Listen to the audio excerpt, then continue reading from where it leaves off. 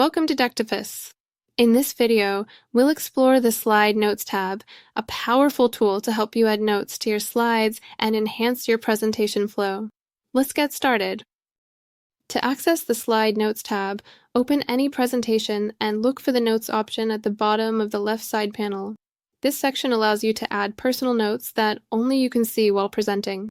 Slide Notes comes automatically when you generate an AI presentation, but you can add your own notes or customize it to your liking, whether it is an AI-generated or your own deck. You can use these notes to outline key points, add reminders, or structure your speech for a smoother delivery. Each slide has its own notes when it is generated with AI, so you can browse through the slides and adjust them specifically. You can also export your decks with slide notes on to rehearse later. And that's it. Now you know how to use the Slide Notes tab to enhance your presentations. Keep your key points organized and deliver with confidence.